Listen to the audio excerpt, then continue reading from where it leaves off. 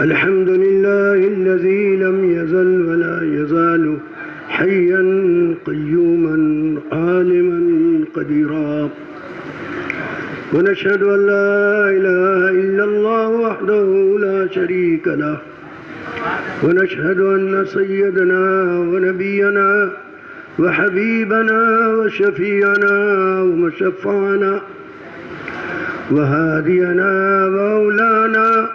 ومولانا محمدا عبده ورسوله، أرسله بالحق بشيرا ونذيرا وداعيا إلى الله بإذنه وسراجا منيرا، وصلى الله عليه وعلى آله وأصحابه وبارك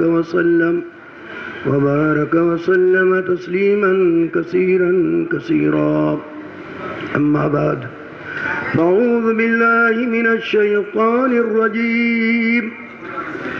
بسم الله الرحمن الرحيم.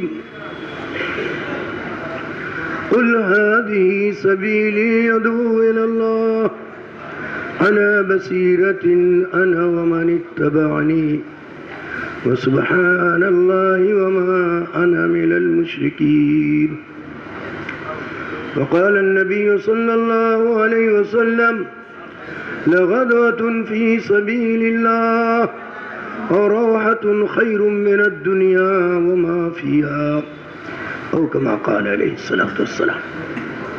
میرے بھائیوں، بزرگوں اور دوستوں، اللہ رب العزت کا لاکھ احسان ہے، اس کا شکر ہے، اس کا کرم ہے، اس کا فضل ہے کہ اللہ رب العزت نے ہمیں اور آپ کو دین کی نسبت پر، دین پر عمل کرنے کی نسبت پر اور دین کو دنیا میں پہنچانے کی نسبت پر اللہ نے ہمیں اور آپ کو جمع فرمایا ہے. اللہ کے ہاں یہ نسبت بہت بڑی چیز ہے. جو اللہ کی نسبت سے جڑ گیا، اللہ کے کلام کی نسبت سے جڑ گیا، نبی پاک صلی اللہ علیہ وسلم کی نسبت سے جڑ گیا اور آپ کے کلام کی نسبت سے جڑ گیا، وہ دنیا میں سب سے قیمتی آدمی ہے. اللہ کے ہاں نسبت سے قیمت لگتی ہے، نسبت سے اس کی طاقت بڑھتی ہے، نسبت سے اس کی عزت بڑھتی ہے، اور نسبت سے اللہ جل جلالہ من والہ کا تعلق مضبوط ہوتا ہے. اب یہ مسجد ہے، اس کی نسبت اللہ کے گھر سے جڑ گئی. یہی اینٹ مسجد کے باہر ہو، راستے میں ہو، ہمارے گھروں میں ہو، تو اس اینٹ کی کوئی قیمت نہیں ہے.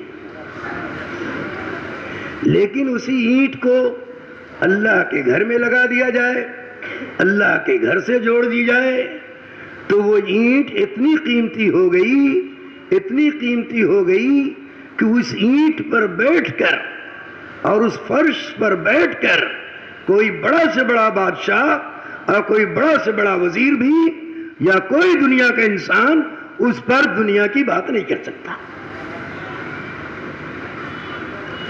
اور وہ اتنی قیمتی بن گئی کہ اگر کوئی اس میں سے ایک اینٹ غیر مسلم نکالنا چاہے تو وہ مسلمان جو شرابی ہو، جو زانی ہو، اس کی بھی غیرت اس بات کو برداشت نہیں کرے گی، بلکہ اس ایک اینٹ کے لیے اپنی جان کو قربان کر دے گا.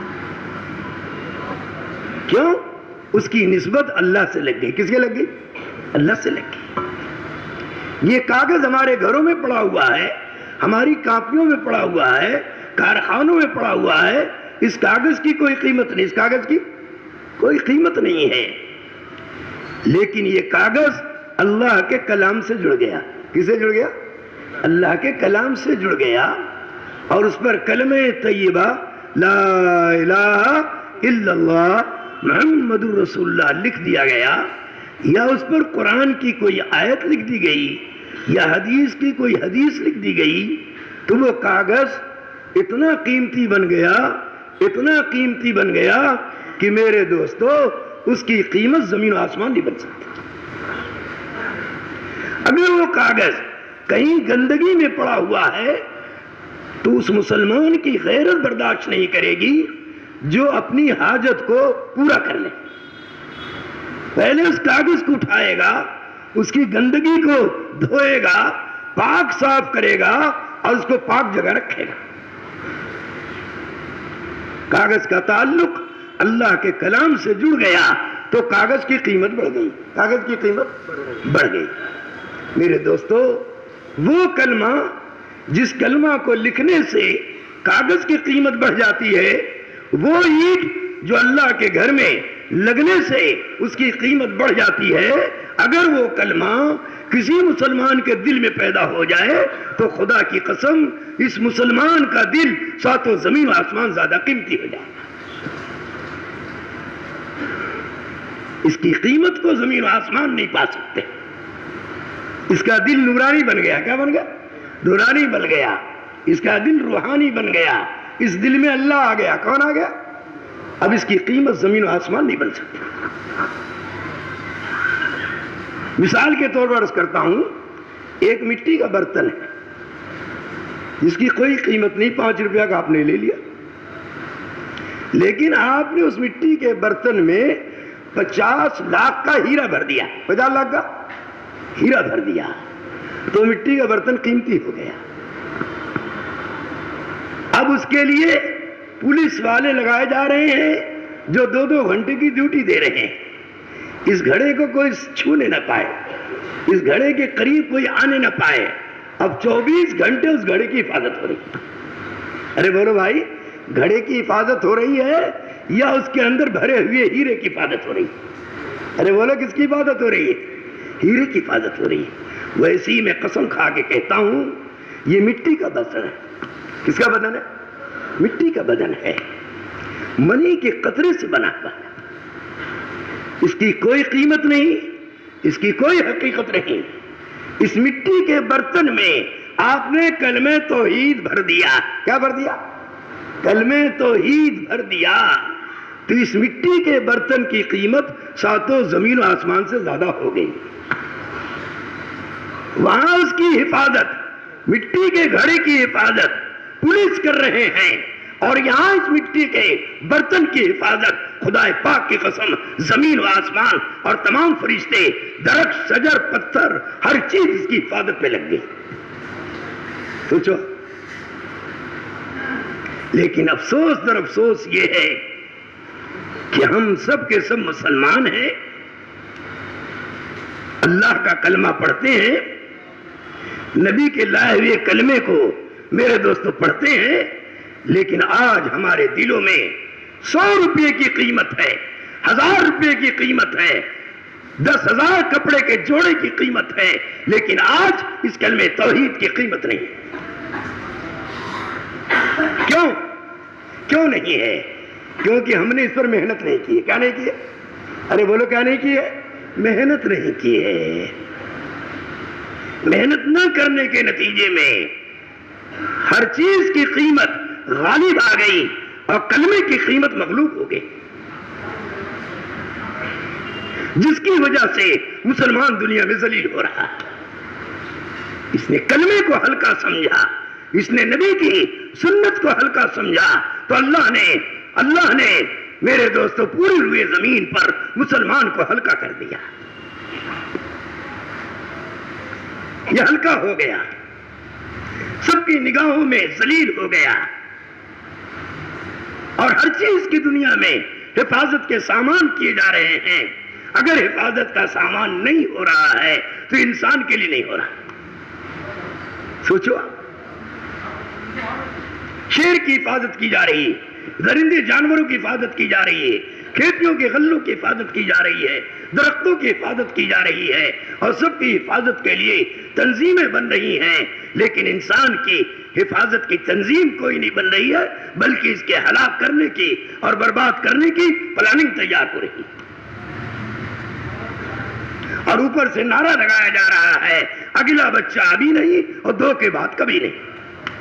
ارے ہو رہا کہ نہیں ہو رہا؟ ایٹم بم کس کے لیے بن رہے ہیں؟ شیر کو مارنے کے لیے، درندوں کو مارنے کے لیے، کوٹھیوں اور بلڈنگوں کو ختم کرنے کے لیے نہیں، انسان کے مارنے کے لیے۔ اس لیے میرے دوستو، دنیا میں امن آ جائے، دنیا میں سکون آ جائے، دنیا میں عزت آ جائے، دنیا میں محبت آ جائے، دنیا میں ہر ایک دوسرے کا خیر خواہ بن جائے، ہر ایک دوسرے کے ساتھ ایمانداری سے، دیانتداری سے میرے دوستو زندگی گزارنے والا بن جائے، ہر انسان ایک دوسرے کے چاہنے والا بن جائے، ایک دوسرے کی مدد کرنے والا بن جائے، ایک دوسرے سے اخلاق محبت سے پیش کرنے والا بن جائے، خدا پاک کی قسم اس کے لیے اللہ نے اس روئے زمین پر ہر انسان کے دل کو صحیح کرنے کے لیے کلمہ توحید اتارا۔ کیا اتارا؟ پورا قرآن کلمہ توحید کی تفسیر ہے۔ سارے نبی دنیا میں آئے وہ کلمہ توحید کی تفسیر ہے، لیکن آج کا مسلمان نہ کلمہ کو جانتا ہے، نہ کلمہ کی حقیقت کو جانتا ہے، نہ کلمہ کی محنت کو جانتا ہے، اور اس سے کلمہ کی بات کیجئے تو کہتا میں جانتا ہوں، میں جانتا ہوں۔ اس لیے میرے دوستو، اللہ رب العزت نے حضرت مولانا الیاس صاحب رحمۃ اللہ علیہ پر جو بات کھولی، وہ اس بات کو کھولا کہ آج دنیا میں جو مسلمان ذلیل ہو رہا ہے، اور دنیا میں جو مسلمان حقیر ہو رہا ہے، اور دنیا میں جو مسلمان اللہ کی نگاہ سے گر رہا ہے، وہ صرف دل کے یقین کی خرابی سے گر رہا ہے۔ یہ بات ان کے سینوں پر اللہ نے اتم درجے میں کھولی تھی، اور یہ بات میں یقین کے ساتھ کہتا ہوں، آج دنیا میں جو تباہی و بربادی آ رہی ہے میرے دوستو، وہ مسلمان کی بدعملی پر نہیں آ رہی، یاد رکھیں۔ اس لیے کہ عمل کے اعتبار سے جتنا اس روئے زمین پر عمل ہو رہا ہے، خدا پاک کی قسم اس روئے زمین پر آدم علیہ السلام سے لے کر آج تک اتنا عمل نہیں ہوا، اتنا عمل نہیں ہوا۔ تاریخ کو ذرا غور سے دیکھنا، عمل کے اعتبار سے کمی نہیں ہے۔ آج جتنی نماز پڑھی جا رہی ہے، بتاؤ اس روئے زمین پر کبھی اتنی نماز پڑھی گئی؟ آج جتنا بڑا حج ہو رہا ہے اس روئے زمین پر کبھی اتنا بڑا حج ہوا؟ آج اس روئے زمین پر جتنے علماء مشائخ ہیں، کیا اتنا روئے زمین پر کبھی علماء مشائخ تھے؟ آج اس روئے زمین پر جتنے مدارس ہیں، کیا اتنے مدارس اس روئے زمین پر کبھی تھے؟ آج اس روئے زمین پر جتنا حفاظ کرام ہیں، کیا اتنے حفاظ کرام کسی زمانے میں تھے؟ اس وقت جتنی زکوٰۃ دی جا رہی ہے، کیا اتنی زکوٰۃ کسی زمانے میں دی گئی؟ اللہ اکبر! آگے سن لو، جتنا اس وقت اس روئے زمین پر مسلمان ذلیل ہے، اتنا کبھی اس روئے زمین پر ذلیل نہیں۔ جتنا اس وقت مسلمان دنیا میں ذبح کیا جا رہا ہے، قتل کیا جا رہا ہے، خون بہایا جا رہا ہے، اتنا اس روئے زمین پر کبھی مسلمان کا قتل نہیں ہوا۔ جتنا اس روئے زمین پر مسلمان کی عزت لوٹی جا رہی ہے، اس کی عورتوں کی عصمتیں لوٹی جا رہی ہیں، اس لیے زمین پر کبھی نہیں لوٹا گیا۔ اس کی وجہ اکثریت اقلیت کی وجہ سے نہیں۔ آج جتنی بڑی اکثریت مسلمانوں کی روئے زمین پر ہے، کبھی اتنے مسلمان اس روئے زمین پر نہیں تھے۔ سوچو، آج جتنا مال ہے، آپ کہو گے صاحب مال کی کمی سے ہو رہا ہے۔ آج مسلمانوں کے پاس اور اسلامی ملکوں کے پاس جتنا مال ہے، خدا کی قسم اس روئے زمین پر اتنا مال کبھی بھی مسلمانوں کے پاس نہیں تھا۔ ان سب کے باوجود کیوں ذلیل ہو رہا ہے؟ صرف اس کی وجہ یہ ہے، اللہ ہم سب کو معاف فرمائے، جو ایمان، جو یقین اللہ کے نبی صلی اللہ علیہ وسلم نے صحابہ کا بنایا تھا، اس ایمان کی کمی جس کے نتیجے میں سب ہو رہا، جس کے نتیجے میں ہو رہا۔ دوسری بات یہ، وہی قرآن جو صحابہ کے زمانے میں تھا وہی قرآن ہمارے پاس ہے، وہ حدیثیں جو صحابہ کے زمانے میں تھی وہی حدیثیں آج ہمارے پاس ہے، جو نماز صحابہ کے زمانے میں تھی وہی نماز آج ہمارے پاس ہے۔ پھر اس کی وجہ کیا ہے؟ وہ تو چمک گئے، وہ عزت پا گئے، وہ کامیاب ہو گئے، اور ہم ذلیل ہو رہے ہیں، اور ہم ناکام ہو رہے ہیں، ہم بے عزت ہو رہے ہیں۔ اس کی وجہ کیا ہے؟ اللہ معاف فرمائے، اللہ معاف فرمائے۔ صحابہ تھے آخرت کے طالب، کس کے طالب؟ آخرت کے طالب تھے، ہم دنیا کے طالب بن گئے۔ ان کا جو جو ایمان بڑھتا گیا، جو جو یقین بڑھتا گیا، خدا کی قسم دنیا سے بے رغبتی پیدا ہوتی چلی گئی اور آخرت کی رغبت پیدا ہوتی چلی گئی۔ آج ہمارا حال یہ ہے، جو جو مال بڑھ رہا ہے، جو جو ہماری تعداد بڑھ رہی ہے، جو جو ہمارے مدرسے بڑھ رہے ہیں، جو جو ہمارے علماء بڑھ رہے ہیں، جو جو ہم نمازیں پڑھ رہے ہیں، ہمارے اندر دنیا کی طرف بڑھ رہی ہے اور آخرت کی طرف کم ہو رہی ہے۔ آخرت کا تو آج خیال تک نہیں آتا۔ جنت اور جہنم کا تذکرہ پورے گھر میں میرے دوستوں کئی دن گزر جاتے ہیں اور اس کا تذکرہ نہیں ہوتا۔ قبر کا اور حشر کا اور میدان محشر کا کبھی تذکرہ نہیں ہوتا۔ ہر ہماری مجلس، یہاں تک کہ خواص کی مجلس میں دنیا کے تذکرے ہوتے ہیں، جس کی وجہ سے آج ہمیں قرآن سمجھ میں نہیں آتا، آج ہمیں حدیث سمجھ میں نہیں آتی۔ اگر سمجھ میں آئی تو عمل نہیں ہوتا۔ کیا نہیں ہوتا؟ عمل نہیں ہوتا، جس کے نتیجے میں میرے دوستو ہم دنیا میں ذلیل ہو رہے ہیں اور ہم ناکام ہو رہے ہیں، ہماری ہر اسکیم فیل ہو رہی ہے اور ہماری کوئی سننے والا نہیں۔ اس لیے اللہ رب العزت نے ہر زمانے میں، سن لیجیے، آپ تاریخ کی روشنی میں کہہ رہا ہوں، قرآن کی روشنی میں کہہ رہا ہوں، جب دنیا میں ایسے حالات آ جاتے تھے اور انسانیت بگڑ جاتی تھی اور اس کے اعمال خراب ہو جاتے تھے اور اس کے اندر دنیا کا غلبہ ہو جاتا تھا اور آخرت اس کے دلوں میں مغلوب ہو جاتی تھی، تو اللہ رب العزت اس زمانے میں اس قوم میں نبی بھیجتا تھا۔ کیا بھیجتا تھا؟ نبی بھیجتا تھا۔ جب جہالت آ جاتی تھی اور جہالت عام ہو جاتی تھی اور گمراہی عام ہو جاتی تھی، بدکاری عام ہو جاتی تھی، جھوٹ عام ہو جاتا تھا اور ہر لائن کی برائی میرے دوستو بڑھ جاتی تھی، تو اللہ تعالیٰ ان قوموں میں نبی بھیجتا تھا، اور نبی جو آ کے محنت کرتا تھا، دعوت کی محنت۔ کون سی محنت؟ یاد رکھنا، یہ دعوت کی محنت تمام نبیوں کی مشترک محنت ہے۔ 1.25 لاکھ نبیوں کا نور اس کے اندر ہے، 1.25 لاکھ نبیوں کی مدد چھپی ہوئی ہے، 1.25 لاکھ نبیوں کی صفات چھپی ہوئی ہیں، 1.25 لاکھ نبیوں کے مجاہدے اور قربانی چھپی ہوئی ہے، 1.25 لاکھ نبیوں کا محنت کا میدان دعوت اللہ۔ کیا ہے؟ دعوت اللہ ہے۔ وہ نبی آتا اور دعوت کی لائن سے ایمان کی محنت کرتا تو ان قوموں میں سدھار آتا، ان کے اندر جہالت ختم ہوتی، غفلت ختم ہوتی، انانیت ختم ہوتی، نفسانیت ختم ہوتی، جھوٹ ختم ہوتا، شراب خوری ختم ہوتی، زناکاری ختم ہوتی، اور ہر لائن سے ان کے اندر سدھار پیدا ہوتا۔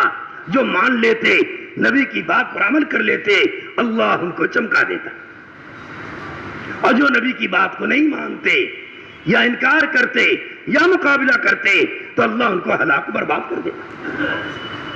یہ نبیوں کے زمانے میں ہوا، اور جب اس قسم کے حالات آئے تو اللہ نے نبی بھیجا۔ یہ سلسلہ اللہ کا، نبیوں کے بھیجنے کا اور انسانوں پر رحم کھانے کا اور انسانوں کو صحیح راستہ دکھانے کا اور انسانوں کو منزل مقصود تک پہنچانے کا یہ سلسلہ عیسیٰ علیہ السلام تک چلتا رہا. یاد رکھنا. اور عیسیٰ علیہ السلام کے بعد تقریباً 571 برس تک یا 572-73 برس تک کوئی نبی بیچ میں نہیں آیا. کوئی نبی نہیں آیا. اب انسانیت کہاں پہنچی؟ کس رخ پر پہنچی؟ کس گناہ کے منزل سے پہنچی؟ کس گمراہی میں پہنچی؟ کس جہالت میں پہنچی؟ کس جگہ پہنچی؟ آپ تاریخ سے اچھی طرح واقف ہیں کہ حضور صلی اللہ علیہ وسلم جس وقت تشریف لائے اس وقت جہالت کا دور تھا. کس کا دور تھا؟ جہالت کا دور تھا. اس وقت خباثت کا دور تھا. اس وقت زناکاری بدکاری کا دور تھا. اس وقت ناحق خون بہانے اور مارنے کا دور تھا. ہر آدمی ایک دوسرے کا خون کا پیاسا تھا. کوئی کسی کی تکلیف پر آہ بھرنے والا یا تسلی دینے والا نہیں ہے. ایسے زمانے میں پیارے نبی صلی اللہ علیہ وسلم کو اللہ نے پیدا کیا اور اپنی طاقت کو دکھلانے کے لیے اور اپنے نبی کی دعوت کی طاقت کو دکھلانے کے لیے، اپنے نبی کی ایمان اور عمل کی طاقت کو دکھلانے کے لیے اللہ نے محمد صلی اللہ علیہ وسلم کو بھیجا.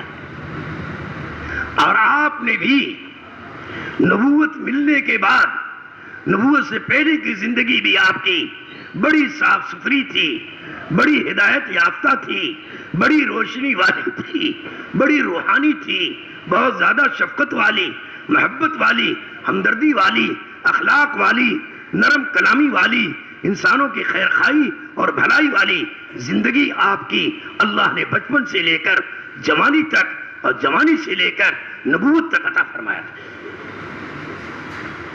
اور نبوت کے بعد جو آپ نے دعوت دی ہے، یاد رکھنا، اللہ یہ بتانے کے لیے، میرے دوستو یہ تاریخ ہم کو بتا رہا ہے کہ ہمارے نبی نے جو دعوت دی، کس کی دی؟ بولو. یا ایھا الناس قولوا لا الہ الا اللہ تفلحوا. اللہ نے یہ بتلایا اس کلمے میں نے وہ طاقت رکھی ہے، میں نے وہ تاثیر رکھی ہے، میں نے وہ کرامت عزت رکھی ہے، میں نے وہ بھلائی ایمانداری رکھی ہے، میں نے وہ ساری چیزیں رکھی ہے جس کلمے کی دعوت پر پچھلی امتوں کو میں نے چمکایا اور کامیاب کیا.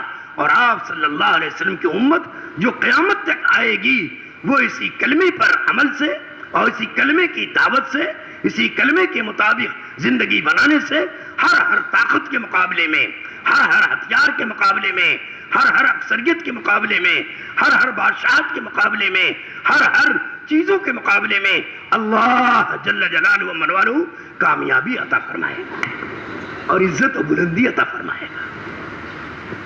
اس لیے میرے دوستو، اس لائن سے جو محنت کی جا رہی ہے وہ اسی لیے کی جا رہی ہے، امت کا ہر فرد جہاں کہیں ہو وہ پہلے اپنے آپ کو داعی سمجھے. کیا سمجھے؟ داعی سمجھے اور محمد صلی اللہ علیہ وسلم کا نائب سمجھے.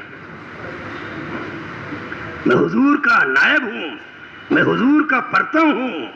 جو کام میرے نبی نے کیا وہ کام میں کروں گا، جو بات میرے نبی نے بتلائی وہ بات میں بتلاؤں گا، جو اخلاق میرے نبی نے برتا اس اخلاق کو میں برتوں گا، جو فکر میرے نبی نے کیا وہ فکر میں کروں گا. یہ پوری امت کی ذمہ داری ہے، خاص کر علماء کرام کی ذمہ داری ہے. ہمارے علماء کرام پوری امت کے سرپرست ہیں، پوری امت کے رہبر رہنما ہیں، پوری امت کے کھویہ و ملاح ہیں، پوری امت کے سردار ہیں، پوری امت کو لے کر چلنے والے ہیں، پوری امت کو چلانے والے ہیں. یاد رکھنا، امت کے ذمے چلنا ہے، امت کے ذمے چلنا ہے اور علماء کے ذمے چلانا ہے. امت کے ذمے چلنا ہے اور علماء کے ذمے چلانا ہے. اس لیے چلنے والوں کے لیے ہمارے بزرگوں نے 4 مہینہ رکھا. کتنے مہینہ؟ ارے کتنے مہینہ؟ بعض علماء سال دینے والے آ کے کہتے ہیں مولانا صاحب یہ بتلائیے، عوام کی تو 4 مہینے میں اصلاح ہو جاتی ہے اور ان کی تربیت ہو جاتی ہے، ہم علماء کی 1 سال میں ہوگی. ہم نے کہا آپ نے غلط سمجھا، آپ نے غلط سمجھا. یہ 1 سال آپ کی تربیت کے لیے نہیں ہے. سمجھ میں آ رہی بات؟ یہ 1 سال اس لیے مانگا جاتا ہے کہ آپ چلانے والے ہیں. کیا چلانے والے ہیں؟ چلانے والا اس وقت تک نہیں چلا سکتا جب تک کہ چلنا نہ سیکھے. جب تک کہ چلنا نہ سیکھے. علماء کو اس لیے سال بھر چلایا جاتا ہے تاکہ ملک کے ہر جگہ جا کر وہاں دیکھے کہاں مدرسہ ہے کہاں نہیں ہے، کہاں نماز جنازہ پڑھائی جاتی ہے کہاں نہیں پڑھائی جاتی، کہاں بے دینی ہے کہاں دینداری ہے.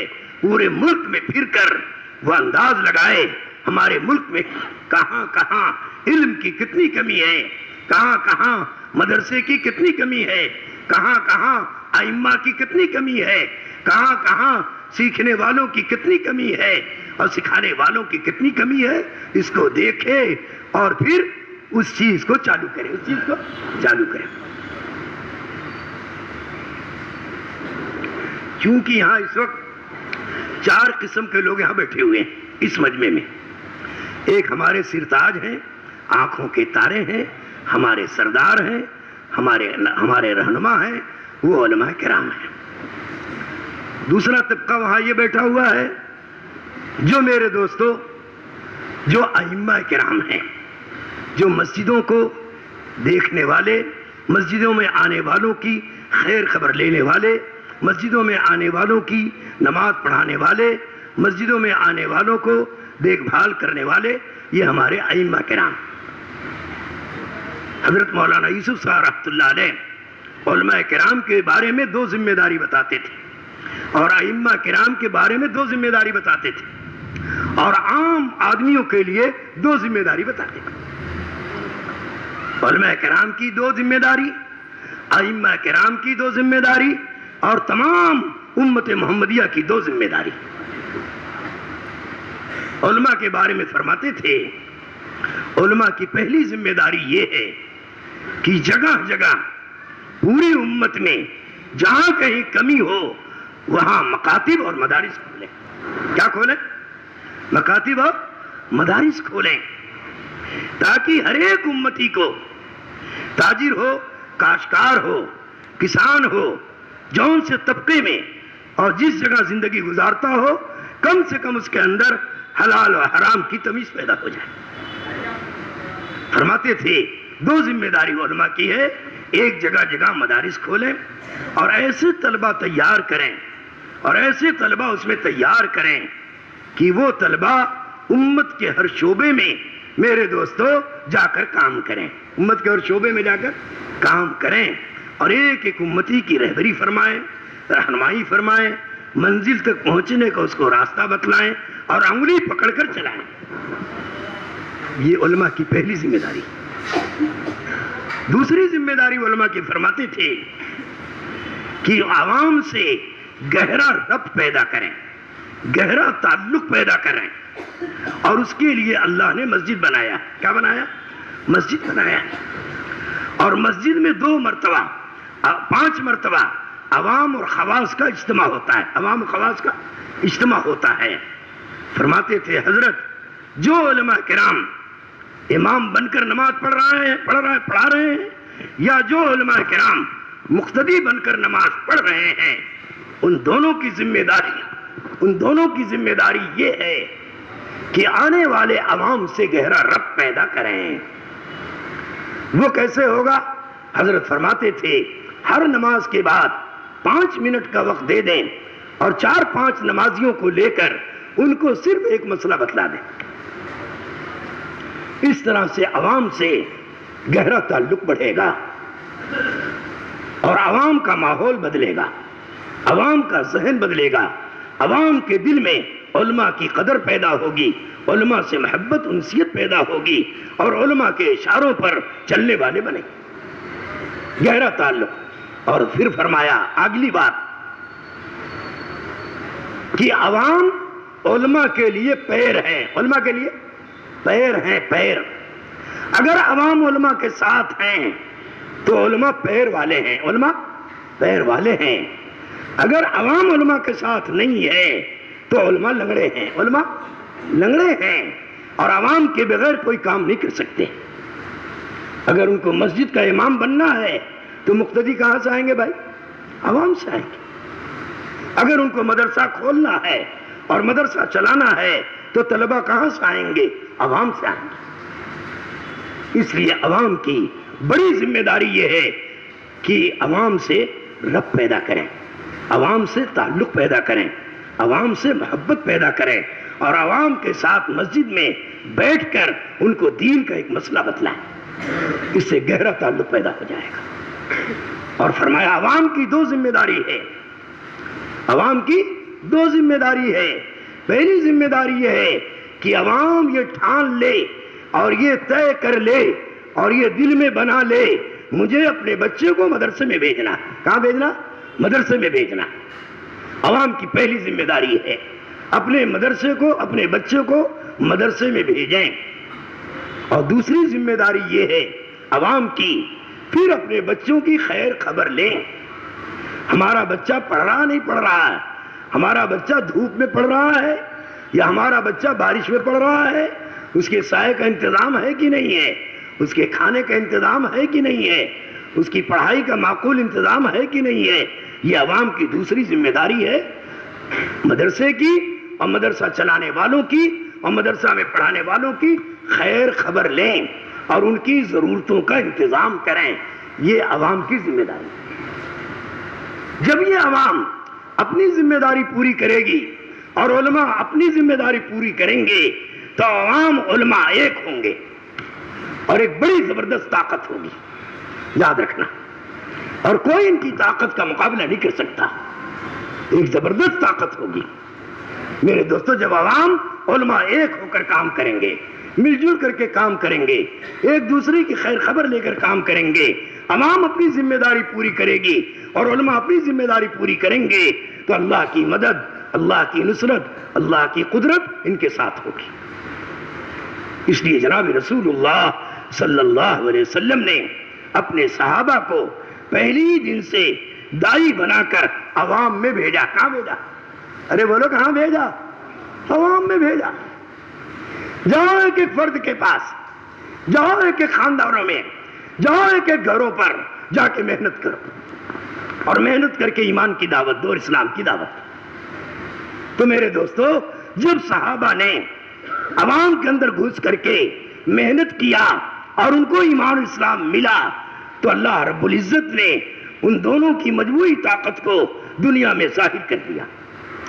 دوسری بات حضرت فرماتے تھے علماء میں جو طاقت پیدا ہوگی وہ اس علم پر عمل سے ہوگی۔ کیسے ہوگی؟ عمل سے ہوگی، یاد رکھنا۔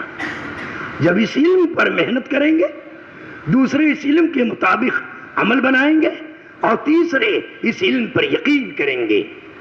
یقین کے ساتھ جب اس علم کو لیا جائے گا، یقین کے ساتھ جب اس علم کو پھیلایا جائے گا، یقین کے ساتھ جب اس علم کے ساتھ گہرا تعلق رب پیدا کیا جائے گا تو میرے دوستو اس علم کی طاقت کا ظہور ہوگا، اس علم پر عزت کا ظہور ہوگا، اس علم پر کامیابی کا ظہور ہوگا، کیونکہ یہ علم بڑا طاقتور ہے، بڑا طاقتور ہے۔ اس لیے اس علم کی طاقت پر اور اس علم کی صفات پر اور اس علم کی حقیقت پر اور اس علم کی تاثیر پر اللہ رب العزت نے فرشتوں کو جھکایا۔ کس کو جھکایا؟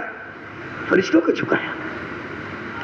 اس لیے حضرت فرماتے تھے یہ علم جو اللہ نے دیا ہے ہم علماء کرام کو یہ جھکنے کے لیے نہیں دیا، یہ جھکنے کے لیے نہیں دیا، یہ سارے عالم کو جھکانے کے لیے دیا۔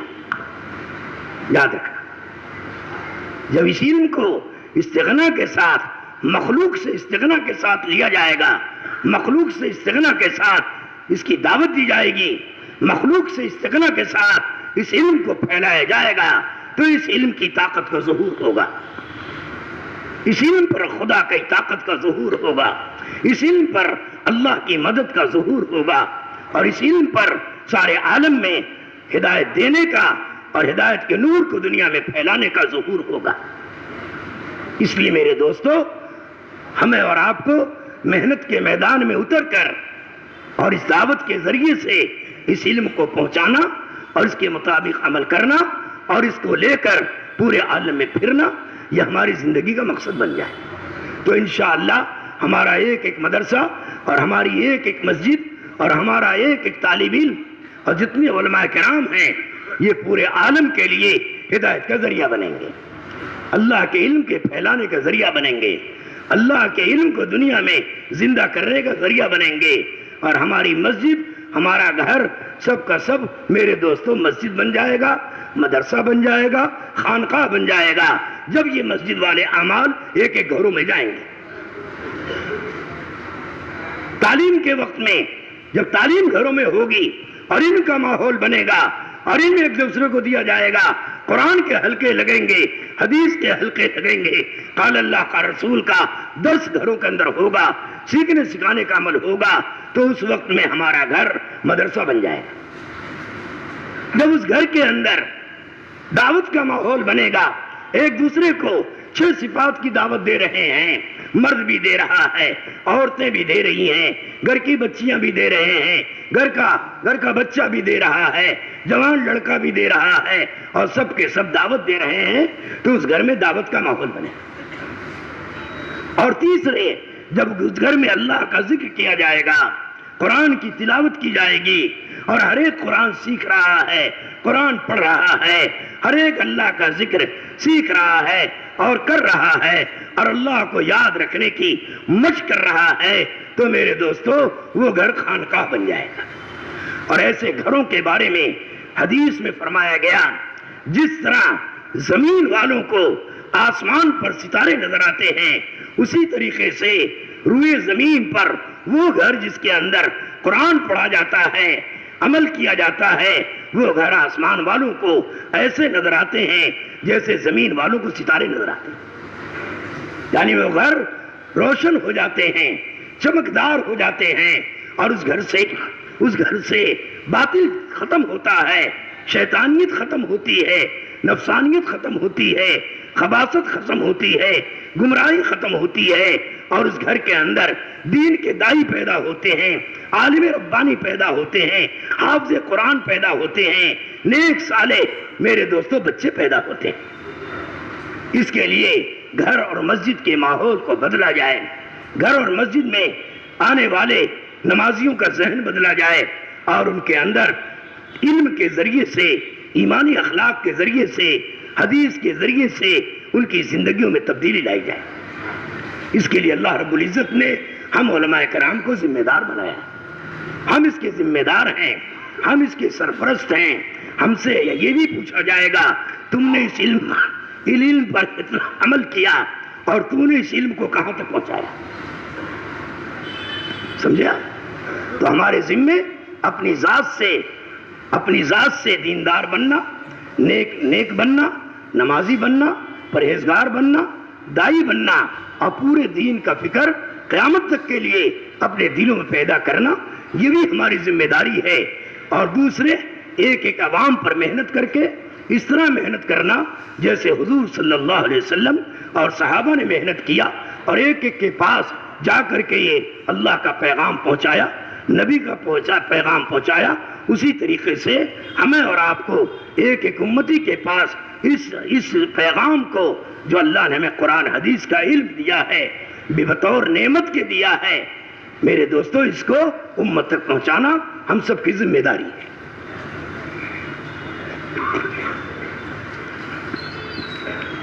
یہ ہم علماء کی ذمہ داری، جس طرح مدرسہ کھولنا ہمارے ذمے، تعلیم دینا ہمارے ذمے، اسی طرح سے ان بچوں کو تیار کرنا، دین کے ہر شعبے میں ان بچوں کو تیار کر کے وہاں بھیجنا، یہ بچوں کی ذمہ داری ہے۔ جب مدرسے سے فارغ ہوں تو اپنے بارے میں اپنے اساتذہ سے پوچھیں، اب ہم کیا کام کریں، اب ہم کہاں جائیں، اب ہم کیسے علم دیں، کہاں جائیں۔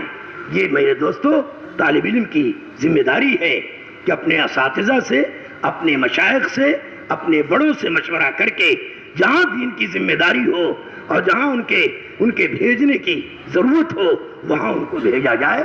ہمارے مدرسے کا فارغ التحصیل وہ اپنی مرضی سے کہیں نہ جائے، اپنی مرضی سے انتخاب نہ کرے، بلکہ آپ کے علم،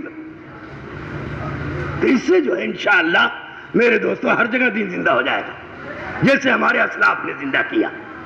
کہیں جنگل میں کوئی جا کے پڑ گیا، کوئی جا کے کسی دیہات میں پڑ گیا، کوئی جا کے کہیں پڑ گیا، تو جنگل میں منگل بنا دیا، آباد کر دیا۔ مولانا یوسف رحمۃ اللہ علیہ تیسری بات ہم طلبہ سے کہتے تھے کہ اگر تم لوگ یہ بات مان لو گے تو جہاں رہو گے وہاں اللہ چمکا دے گا اور تم کو عزت عطا فرما دے گا۔ تیسری بات حضرت فرماتے تھے جب تم مدرسے سے فارغ ہو جاؤ اور یا سال لگا لو، کیا لگا دو؟ فارغ ہونے کے بعد سال لگا دو، تو تم دیہات چھانٹو اپنے لیے، کوئی ایسے گاؤں میں چلے جاؤ اور وہاں جا کے درخت کے نیچے بیٹھ جاؤ اور وہاں اعلان کرو گاؤں میں بھائی سارے اپنے بچوں کو ہمارے پاس بھیجو، ہم ان کو اللہ کا کلام پڑھائیں گے اور ان کو قرآن سکھائیں گے اور ان کو نماز سکھائیں گے اور ان کو عقیدے بتلائیں گے، صحیح عقیدہ کریں گے اور ان کی زندگی میں دین لائیں گے۔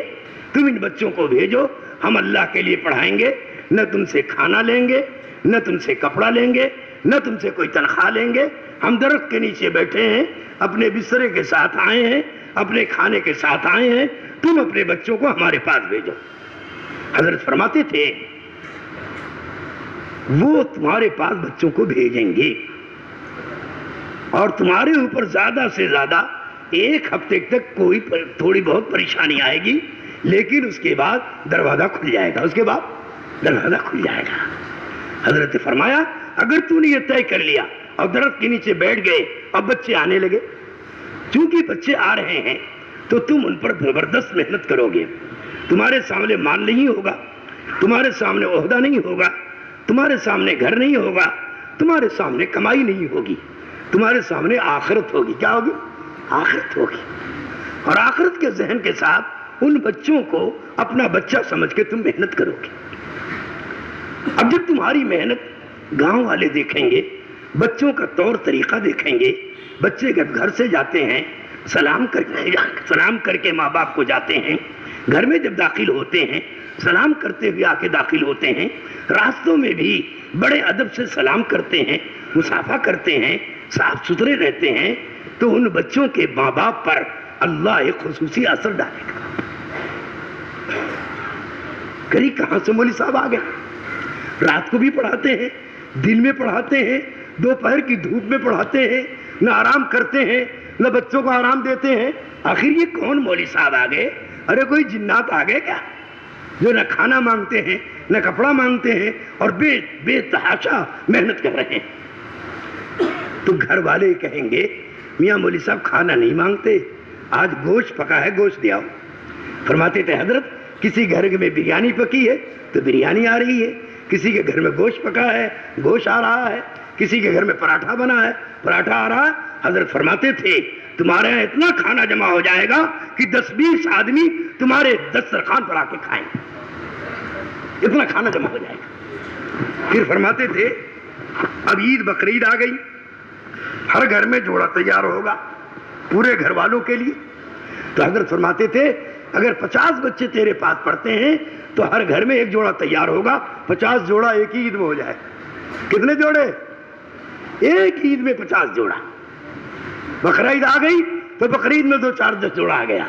فرماتے تھے کپڑا کا مسئلہ حل ہو گیا، کھانے کا مسئلہ حل ہو گیا۔ پھر یہ گاؤں والے سوچیں گے میاں مولوی صاحب تو جنات ہیں، نہ ان کو کھانا چاہیے نہ ان کو کپڑا چاہیے نہ ان کو کوئی پیسہ چاہیے، بیچارے بے تحاشا بے لوث ہمارے بچوں پر محنت کر رہے ہیں۔ ارے میاں ان کے لیے تو نہیں، اپنے بچوں کو تو سایہ کا انتظام کرو، دھوپ میں چل رہے ہیں، اب بارش آنے والی ہے، برسات میں کیسے پڑھیں گے؟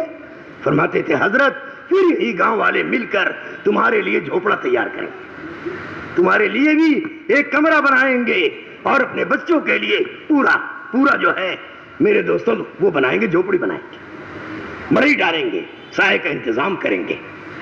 اس طرح سے اللہ رب العزت تمہاری سارے گاؤں والوں پر چلے گی اور گاؤں والوں کی تمہارے اوپر نہیں چلے گی، سب تمہارے مطیع فرما بردار بنیں گے اور تمہارے اشاروں پر سارے کام کریں گے۔ کیوں کہ تم ان سے مستغنی ہو کر کے کام کر رہے ہو، آخرت کے فکر کے ساتھ کام کر رہے ہو، تو اللہ تمہیں اس پورے گاؤں کی آنکھوں کا تارا بنا دے گا، محبوب بنا دے گا، اور اس طرح سے اللہ تمہیں عزت دے گا کہ سارے لوگوں پر تمہاری چلے گی اور تمہارے اوپر کوئی کچھ نہیں کہے گا۔ میرے دوستو ایک طریقہ بتایا میں نے سنا اس طریقوں پر کئی جگہوں پر لوگوں نے عمل کیا، تو آج اللہ رب العزت نے ان کے بڑے بڑے مدارس بنا دیا. سمجھا؟ آج کتنے طلبہ پڑھ رہے ہیں اور اللہ چلا رہا. کون چلا رہا؟ اللہ چلا رہا، اور استغنا کے ساتھ چل رہا. اس طرح سے ہمارے حضرت نے علماء کرام کے لیے یہ دو ذمہ داری بتایا اور یہ طریقہ کار بتایا. اگر اس طریقہ کار پر ہم لوگ علم پر جم گئے تو انشاءاللہ یہ علم پورے عالم میں جائے گا، اور اس جگہ کو اللہ علم کا مرکز بنایا. جیسے دارالعلوم کو بنایا، ارے بنایا کہ نہیں بنایا؟ دارالعلوم کو بنایا دیوبند کو.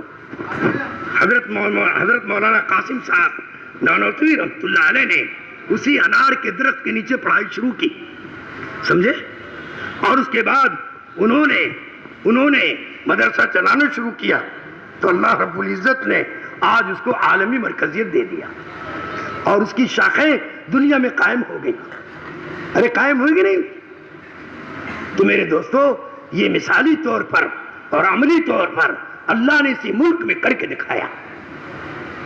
تو ہم اور آپ میرے دوستو جب لوگوں سے مستغنی ہو کر اس دین کے کام کو کریں گے تو اللہ ہمیں عزت دے گا، اللہ ہماری ضرورتوں کا غیب سے انتظام کرے گا، اللہ ہماری مدد نصرت فرمائے گا، اور دنیا میں بھی اللہ اس علم کو چمکائے گا اور میرے دوستوں سارے عالم میں پہنچائے گا. اس کے لیے علماء کی یہ ذمہ داری ہے. ائمہ کی دو ذمہ داری ہے، نماز پڑھائیں، سنت کے مطابق پڑھائیں، بہتر سے بہتر پڑھائیں. ان کی ہر حرکت نماز میں جو ہوتی ہے وہ صحیح ہو، پورے طور پر سارے ارکان ادا ہو، قومہ جلسہ بھی صحیح ہو، قیام بھی صحیح ہو، اور ایک ایک ارکان سنت کے مطابق میرے دوستو ہو. پہلی ذمہ داری یہ ہے. اس لیے کہ اگر امام کی نماز میں کوئی کمی آ گئی تو سارے مقتدیوں کی نماز خطرے میں. اس لیے پہلی ذمہ داری امام کی ہے. جو ذمہ داری نماز کی اس کے اوپر سونپی گئی ہے یا اس نے خود لیا ہے میرے دوستو، تو اس کی ذمہ داری پہلی ہے کہ نماز صحیح ادا. دوسری ذمہ داری ائمہ کی یہ ہے، آنے والے نمازیوں کی نماز صحیح کرائیں. آنے والے نمازیوں کی نماز صحیح کرائیں، صفوں کو درست کرائیں، اور آنے والی نمازیوں کی نماز صحیح کرائیں. یہ دوسری ذمہ داری. حضور اکرم صلی اللہ علیہ وسلم امام بھی ہیں اور مسجدوں کے آنے والے صحابہ کی نماز بھی صحیح کرا رہے ہیں.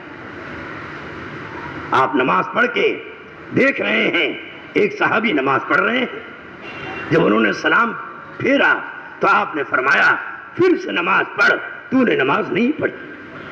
انہیں دوبارہ نماز پڑھی، پھر آپ نے فرمایا تم نے نماز نہیں پڑھی، دوبارہ نماز پڑھ. سہ بھی دہروایا. جب 3 دفعہ یا 4 دفعہ نماز پڑھ چکے وہ صحابی تو آپ صلی اللہ علیہ وسلم سے فرمایا اللہ کے نبی مجھے تو ایسی ہی نماز پڑھنا آتی ہے، آپ بتائیے میں کیسے پڑھوں.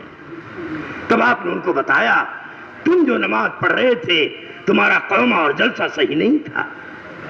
سمجھا؟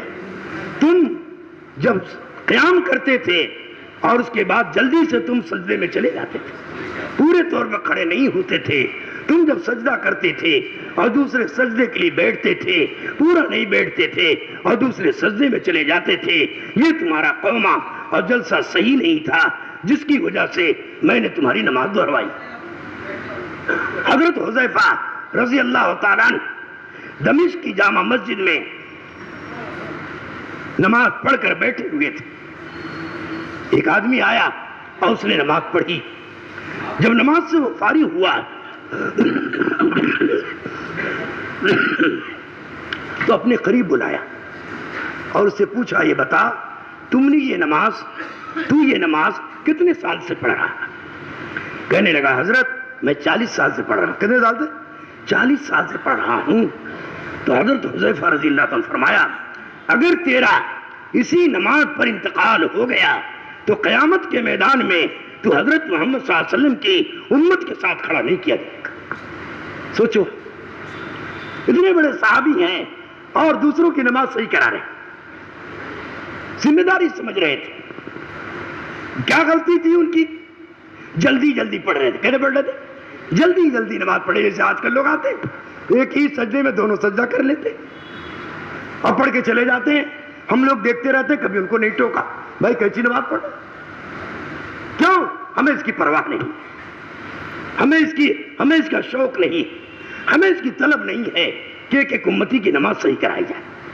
اس لیے میرے دوستو، جو لوگ نماز پڑھاتے ہیں وہ ان کی ذمہ داری ہے کہ لوگوں کی نماز بھی صحیح کرائیں، اور اگر کوئی نماز نہیں پڑھتا محلے میں تو اس کے پاس جا کر نماز کی دعوت بھی دیں، نماز کی دعوت بھی دیں، ان کو مسجد میں لائیں، مسجد میں آئیں گے لوگ تبھی تو نماز پڑھائیں گے۔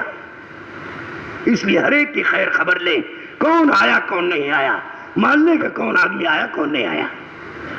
آپ صلی اللہ علیہ وسلم اور خلفائے راشدین اس کا پورا اہتمام کرتے تھے، نماز میں کون ہے کون نہیں۔ اگر کوئی نہیں آیا تو اس کے بارے میں پوچھنے سے فلاں آدمی نہیں ہوا، کیا بات ہے اس کی، سوچو آپ۔ لیکن آج ہمیں اپنی نماز کے علاوہ کسی کی نماز سے کوئی تعلق نہیں، ہم اپنی نماز پڑھتے ہیں اور امامت کر لیتے ہیں۔ میرے دوستو، اس کے علاوہ ہم کسی نمازی کی خیر خبر نہیں لیتے، کسی نمازی کی نماز صحیح نہیں کراتے، کسی نمازی کی اگر جماعت چھوٹ گئی ہے یا مسجد میں نہیں آیا ہے تو ہم اس کے پاس اس کی خیریت لینے کے لیے نہیں جاتے کہ آپ کو فجر کی نماز میں نہیں دیکھا، آپ کہاں رہ گئے، بیمار تو نہیں ہو گئے۔ اگر اتنی سی خبر لے لیں گے تو وہ آدمی امام صاحب کا عاشق ہو جائے گا، ان کا محب بن جائے گا اور ان کی ہر ضرورتوں میں کام آئے گا اور ان سے محبت کرے گا۔ امام صاحب نے ہماری نماز کی خیر خبر دی۔ اس لیے میرے دوستو، ہمیں اور آپ کو اس کی محنت کرنا ہے اور اس کے لیے اپنے آپ کو اندر سے تیار کرنا ہے۔ جب اندر سے ہم تیار ہوں گے تو اللہ ہم سے کام لے گا، اللہ ہم سے کام لے گا اور کام لے کر خدا ہم کو محبوب بنائے گا۔ یہ سب صحابہ کا طریقہ ہے، یہ انبیاء کا طریقہ ہے، اور ہم علماء کرام انبیاء کے وارث ہیں۔ کیا ہے؟ حضور صلی اللہ علیہ وسلم نے تاجر کو وارث نہیں بنایا، کاشتکار کو وارث نہیں بنایا، کسی وزیر کو وارث نہیں بنایا، وارث بنایا ہے علماء کرام کو۔ کیوں کو بنایا؟ علماء کرام کو بنایا ہے، یہ علماء وارث ہیں۔ اس لیے ہم اور آپ کو جیسے علم وراثت میں ملا ہے، ایسے علماء کی پانچ مقصد ہے علماء کا، یاد رکھنا، کیونکہ 5 مقصد نبوت ہے، اور ہر مقصد کے تحت میں علماء کو محنت کرنی ہے اور زندگی بنانی ہے لوگوں کی، اور اسی 5 مقصد پر ایک امتی کو کھڑا کرنا یہ علماء کی ذمہ داری ہے۔ 5 مقصد ہے نبوت کا، یاد رکھنا۔ پہلا مقصد ہے دعوت اللہ۔ کیا ہے؟ دعوت دینا۔ دعوت دینا یہ ہر عالم کا پہلا کام ہے، چاہے مدرسے میں ہو، چاہے گھر میں ہو، چاہے مسجد میں ہو، چاہے جس جگہ بھی ہو، اس کی پہلی ذمہ داری ہے لوگوں میں چل پھر کر اللہ کا تعارف کرائے، اللہ کی بڑائی بیان کرے، اللہ کی قدرت بیان کرے، اللہ کا تاثر بیان کرے، اللہ سے ہونے کو بتلائے اور اللہ کی قدرت کو بتلائے۔ یہ علماء کرام کی پہلی ذمہ داری ہے دعوت اللہ۔ اور اسی طرح سے مسجد کا پہلا کام دعوت اللہ ہے، یاد رکھنا۔ پہلے اذان ہے کہ نماز؟ بتاؤ، ارے بولے کیا ہے؟ اذان ہے، پہلے اذان ہے، یعنی اذان دعوت تامہ ہے۔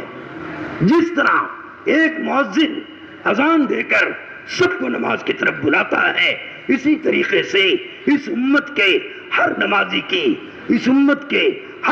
کی یہ محنت ہے کہ نماز کی دعوت دیتے ہوئے آئے۔ کیا ہے؟ ارے کیا ہے؟ ہر امتی کی ذمہ دعوت اللہ ضروری ہے۔ آج ہم نماز چھوڑنے کو گناہ سمجھتے ہیں، دعوت کے کام چھوڑنے کو گناہ نہیں سمجھتے، جس کی وجہ سے دعوت کی حقیقت اور دعوت کی اہمیت اور دعوت کی طاقت اور دعوت کا ثواب آج ہمارے دلوں سے نکلا ہوا۔ حالانکہ اس امتی کو ہر فرد امت کو داعی بنایا ہے، دعوت دیتے ہوئے نماز پڑھے، دعوت دیتے ہوئے گھر میں داخل ہو، دعوت دیتے ہوئے گھر سے نکلے، دعوت دیتے ہوئے سفر کرے، دعوت دیتے ہوئے دکان پر جائے، دعوت دیتے ہوئے دکان سے آئے، دعوت دیتے ہوئے ملازمت کرے، دعوت دیتے ہوئے حج کرے، دعوت دیتے ہوئے سارے کام کو انجام دے، تو اللہ رب العزت ہر شعبے سے، ہر کام سے دنیا میں اس کلمے کو بلند فرمائے گا، نبی کے طریقے کو عام اور تام فرمائے گا۔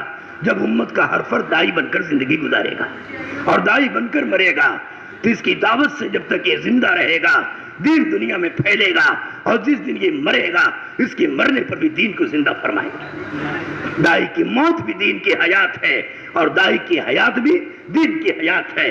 یہ حضرت مولانا یوسف رحمۃ اللہ علیہ کا قول ہے۔ اس لیے میرے دوستو، پہلی ذمہ داری علماء کی وارث ہونے کے اعتبار سے دعوت کی ہے۔ کس کی ہے؟ دعوت اللہ کی ہے۔ دوسری ذمہ داری علماء کی علم کی ہے۔ جس طرح سے دعوت مقصد نبی ہے، ایسے علم بھی مقصد انبیاء۔ علم ہے دوسرا کام، علم ہے مقصد نبوت میں، اور تیسرا کام تزکیہ ہے۔ تزکیہ ہے، لوگوں کو اللہ کا نام سکھائے، اللہ کو یاد رکھنا سکھائے، 24 گھنٹے کسی حال میں بھی اللہ کو نہ بھولے۔ اللہ کو یاد رکھنے کا نام اللہ کا ذکر ہے۔ ہر غیر کا تعصر دل سے نکل جائے اور اللہ رب العالمین کا تعصر دل میں پیدا ہو جائے، اس کا نام ذکر ہے۔ اس کا نام کیا؟ ذکر ہے۔ اور اللہ کے نبی صلی اللہ علیہ وسلم کو حکم دیا گیا، جب آپ منصب نبوت سے فارغ ہو جائیں، مقصد نبوت سے فارغ ہو جائیں، تو اللہ کی طرف متوجہ ہو جائیں۔ فَإِذَا فَرَغْتَ فَانْصَبْ وَإِلَىٰ رَبِّكَ فَارْغَب۔ مولانا یوسف رحمۃ اللہ علیہ کو میں نے دیکھا، سمجھے، جب وہ کہیں اللہ کے راستے سے واپس آتے تھے تو 2 کام کرتے تھے۔ پہلا کام علم میں مشغول ہوتے تھے۔ کس میں؟ علم میں مشغول ہوتے تھے۔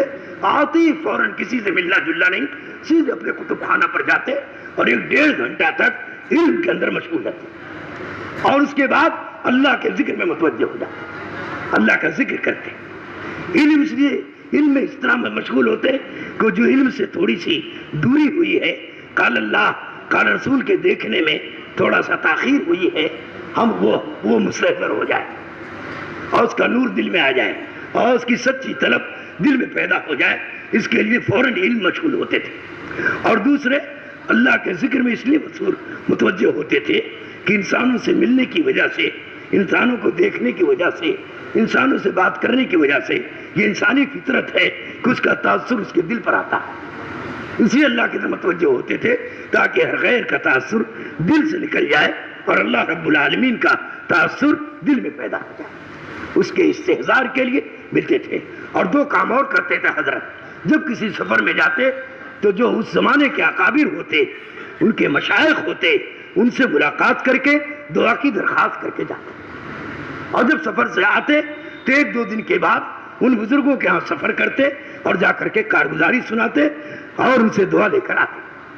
یہ حضرت مولانا یوسف صاحب رحمۃ اللہ علیہ میرے دوستوں اپنے زمانے میں ایسا کرتے تھے۔ یہ علماء کی ذمہ داری کہ علماء کرام کی پہلی ذمہ داری مقصد نبوت میں دعوت دینا، دوسری ذمہ داری علم پڑھنا اور سکھانا، سمجھا، تیسری ذمہ داری اللہ کا ذکر کرنا اور لوگوں کو متوجہ کرنا، اور چوتھی ذمہ داری اخلاق۔ کیا ہے؟ اخلاق۔ آپ نے فرمایا انا بعثت معلما، وہی فرمایا انا بعثت مبلغا، وہی فرمایا انا بعثت لاتم مکارم الاخلاق۔ جس طرح میرے دوستو ہم نے علم کو مقصد سمجھا، اسی طریقے سے ہم دعوت کو بھی مقصد سمجھیں۔ دعوت مقصد نبوت میں سے ہے، علم مقصد نبوت میں سے ہے، اور ذکر مقصد نبوت میں سے ہے، اور چوتھا مقصد اخلاق ہے۔ کیا؟ اخلاق ہے۔ اور 5واں مقصد حکمت ہے۔ کیا؟ حکمت ہے۔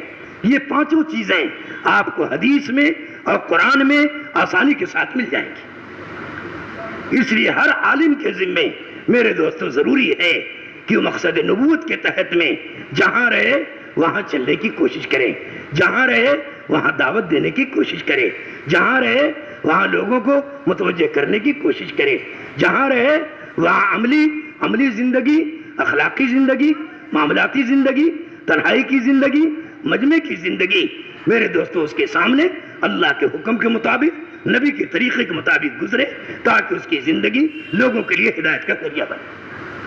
جس طرح ہمارا دل کی کیفیت مجمع کے ساتھ ہوتی ہے، وہی دل کی کیفیت تنہائی کے ساتھ ہو، تو پھر ہماری زندگی لوگوں کے لیے نمونہ بنے گی۔ اسی طریقے سے میرے دوستو یہ عوام جو بیٹھی ہوئی ہے، اس کی سب سے پہلی ذمہ داری یہ ہے کہ علماء سے تعلق پیدا کرے۔ کس سے؟ علماء سے تعلق پیدا کرے. سن لو علماء عوام کے لیے آنکھ ہیں. کیا ہے؟ یاد رکھنا، یہ عوام خود غور سے سن لے. علماء عوام کے لیے آنکھ ہیں. اگر عوام کا تعلق علماء کے ساتھ نہیں ہے، خدا کی قسم عوام اندھی ہے. کیا اندھی ہے؟ اندھے آدمی کو جو چاہے جہاں لے کے چلی جائے، جو چاہے جہاں لے کے چلی جائے. آج عوام کا تعلق علماء سے نہ ہونے کی وجہ سے اندھی بنی ہوئی ہے، اس لیے جو چاہے سو عوام کو لے کر چلا جا رہا ہے. علماء سے تعلق نہ ہونے کی وجہ سے آج عوام مختلف طبقوں میں، مختلف فرقوں میں، مختلف جمعیتوں میں، مختلف سوسائٹیوں میں، مختلف کاموں میں لگ گئی ہے. یہ میرے دوستو علماء سے تعلق نہ ہونے کی وجہ سے ہوا، اور امت میں تفریق در تفریق پیدا ہو گئی. اس لیے عوام کے ذمہ ضروری ہے وہ علماء کی صحبت میں جائیں اور علماء سے علم بھی حاصل کریں، اور علماء کی صحبت سے عوام کی جہالت دور ہوگی. عوام کی جہالت کے دور ہونے کے لیے علماء کی مجلسیں ہیں، علماء کی صحبت ہیں.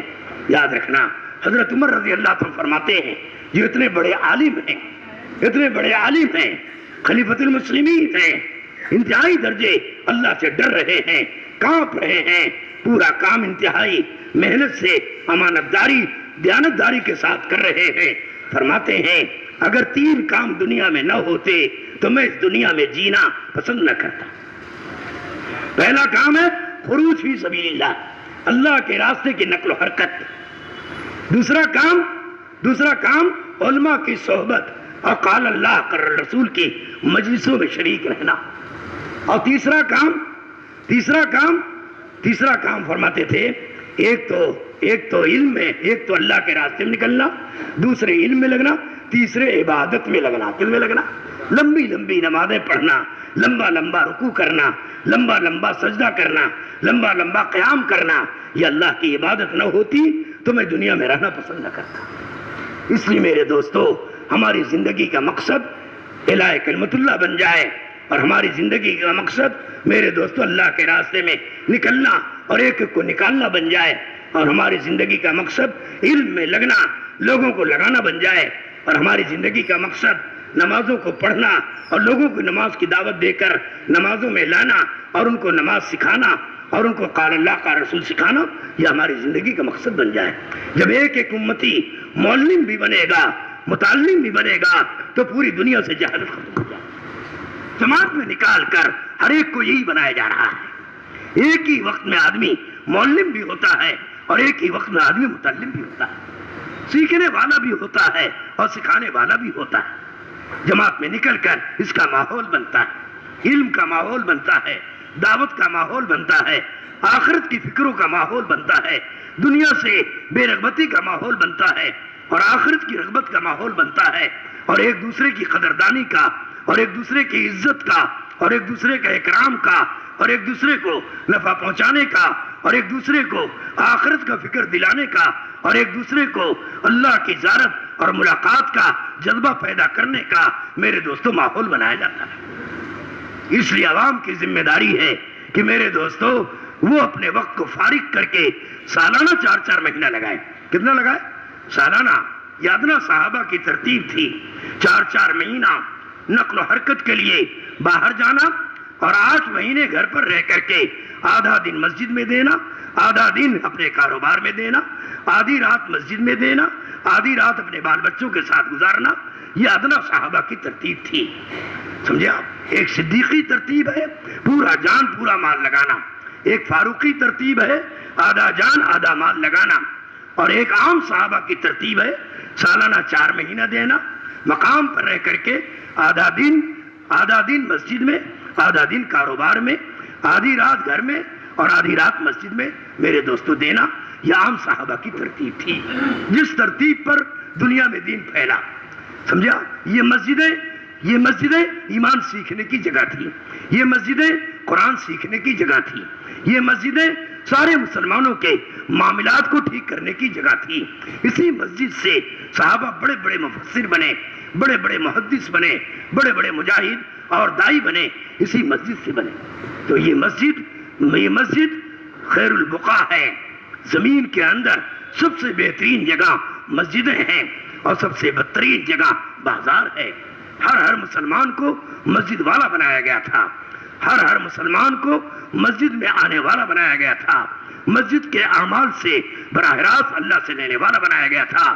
اس لیے ہم سارے داعیوں کی بھی یہی محنت ہے، ہم سارے علماء کی بھی یہی محنت ہے کہ ساری دنیا چیزوں پر محنت کرتے چیزوں سے ہونا دکھا رہی ہے، ہم سارے کے سارے اعمال محمد صلی اللہ علیہ وسلم پر محنت کر کے اعمال سے ہونا دکھلا دیں، اعمال سے ہونا دکھلا دیں۔ جب تک اعمال سے ہونا نہیں دکھلائیں گے تب تک عمومی طور پر دنیا میں ہدایت نہیں پھیلے گی۔ اس لیے صحابہ نے میرے دوستو عمل سے لینا دکھلا دیا تھا۔ نماز سے یہ ہوتا ہے، ذکر سے یہ ہوتا ہے، ایمان سے یہ ہوتا ہے، علم سے یہ ہوتا ہے۔ صحابہ نے دکھا دیا لوگوں کو، پھر جھوک در جھوک لوگ اسلام کی طرف پلٹا کھائے۔ آج میرے دوستو بڑے افسوس سے بات کہتا ہوں، بڑے درد سے بات کہتا ہوں، آج دین کہنے سننے کے لیے رہ گیا۔ کس کے لیے رہ گیا؟ کہنے سننے کے لیے رہ گیا۔ محنت دنیا پر ہو رہی ہے، محنت دنیا پر ہو رہی ہے، فکر دنیا پر ہو رہی ہے۔ ہم میں سے ہر آدمی بڑی لالچی نگاہ سے دنیا کو دیکھ رہا ہے اور دنیا والوں کو دیکھ رہا ہے اور اپنا الو سیدھا کر رہا ہے۔ بتاؤ اللہ سے کب تعلق پیدا ہوگا؟ اللہ سے کب لینا آئے گا؟ اللہ سے کب اپنے مسئلے کو حل کرانا آئے گا؟ جب ہمارا تعلق گہرا اللہ سے ہوگا اور گہرا اعمال رسول صلی اللہ علیہ وسلم سے ہوگا اور پوری یقین کی طاقت کے ساتھ ہم ان عملوں کو کریں گے تو میرے دوستو اللہ سے لینا آئے گا، اللہ سے لینا آئے گا۔ جس دن ہم اللہ سے لینا دکھلا دیں گے اس دن سارا عالم اسلام کی طرف پلٹا کھائے گا۔ اس بات کی ضرورت ہے، جس بات کو ہم بول رہے ہیں، جس بات کو لوگوں سے کہہ رہے ہیں وہ بات کر کے دکھلا دیں۔ اللہ کرنے والا کون؟ اللہ کر۔ مولانا یوسف صاحب فرماتے تھے اللہ اکبر، جس طرح چوراہے کا پولیس، ٹریفک والا پولیس اپنے ہاتھوں کے اشارے سے آنے والی موٹروں کو روک دیتا ہے، پھر جانے والی موٹروں کو جانے دیتا ہے، حضرت فرماتے تھے اس ہاتھ کے اشارے پر وہ ٹریفک کا پولیس حکومت سے پلنے کا یقین کرتا ہے، حکومت سے تنخواہ کے ملنے کا یقین کرتا ہے۔ اور آج ہم مسلمان نماز میں اشارہ کرنے پر اللہ سے پلنے کا یقین نہیں کرتے، اللہ سے پلنے کا یقین نہیں کرتے۔ نماز میں اشارہ کرتے ہیں، اللہ کے حکم سے کرتے ہیں، نبی کے طریقے پر کرتے ہیں، لیکن اللہ سے پلنے کا یقین نہیں کرتے کہ ہماری زندگی اللہ بنائے گا اور اسی نماز پر بنائے گا اور اسی عمل پر بنائے گا اور اسی عمل سے ہم لیں گے۔ آج اس جذبے سے ہم عمل نہیں کر رہے ہیں، آج اس جذبے سے عمل کی طرف نہیں بلا رہے ہیں، جس کے نتیجے میں ہم بلانے والوں پر بھی، ہم دعوت دینے والوں پر بھی ہماری دعوت کا اثر نہیں پڑ رہا، ہماری دعوت کا اثر نہیں پڑ رہا ہے، جس کے نتیجے میں نہ ہم خود لینے والے بنے اور نہ لوگوں کو اللہ سے لینے والا بنایا۔ اس لیے میرے دوستو اب اس وقت یہ بات چل رہی ہے، ہر کام کرنے والوں کو، چاہے پرانا ہو چاہے نیا ہو، سب کو مجاہدے پر اٹھاؤ۔ کس پر اٹھاؤ؟ مجاہدے پر اٹھاؤ، مجاہدے پر اٹھاؤ۔ جب تک مجاہدہ کسی عمل میں وجود میں نہیں آتا اس وقت تک اس عمل پر ہدایت نہیں ملتی، اس وقت تک اس عمل پر خدا سے تعلق گہرا نہیں پیدا ہوتا، اس وقت تک اس عمل پر اللہ کی رحمت جوش میں نہیں آتی جب اس عمل میں قربانی نہیں پا جاتی۔ اس لیے اللہ کو ہر عمل میں قربانی پسند ہے۔ کیا پسند ہے؟ علم میں قربانی پسند ہے، دعوت میں قربانی پسند ہے، عمل میں قربانی پسند ہے، حج میں قربانی پسند ہے، نماز میں قربانی پسند ہے، ہر عمل میں اللہ کو قربانی پسند ہے۔ اسی لیے علماء فرماتے ہیں اگر نماز پڑھوانا مقصود ہوتا تو اللہ ایک وقت میں ساری نمازیں پڑھوا دیتا، ساری نمازیں پڑھوا دیتا، لیکن نماز نہیں، نماز میں قربانی لانا پسند تھا، قربانی لانا محمود تھا، مقصود تھا۔ اس لیے اللہ نے 5 وقت کی نماز فرض کی، اور ہر نماز اگر غور کرو گے تو کسی نہ کسی چیز کے مقابلے میں، کسی نہ کسی چیز کے مقابلے میں ہے، جب اس مقابلے والی چیزوں کو چھوڑ کر مسجد کی طرف، مسجد والے اعمال پر اللہ سے لینے کی نیت کر کے، اللہ سے لینے کا یقین بنا کر جب اس عمل کو آ کے کرو گے تو اللہ تمہاری اس آنے پر تمہاری قربانیوں کی لاج رکھ کر تمہارے اندر اپنی ذات سے فائدہ پہنچائے گا اور اپنی قدرت کے کرشمے دکھلائے گا۔ اس لیے میرے دوستو، آج یہ مجمع نیت کرے، انشاءاللہ ثم انشاءاللہ ہم اللہ سے لینے والا عمل بنائیں گے اور اللہ سے لینے والے عمل کی محنت اور قربانی دیں گے۔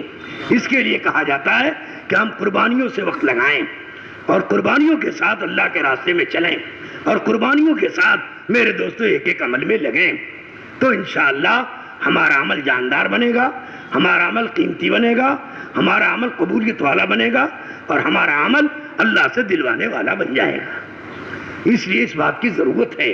دنیا والے اب دندنا رہے ہیں، تنتنا رہے ہیں، ہم کو اپنے بنے ہوئے کی طاقت دکھلا رہے ہیں اور ہم اپنی اور اپنے نبی کی طاقت نہیں دکھلا رہے ہیں۔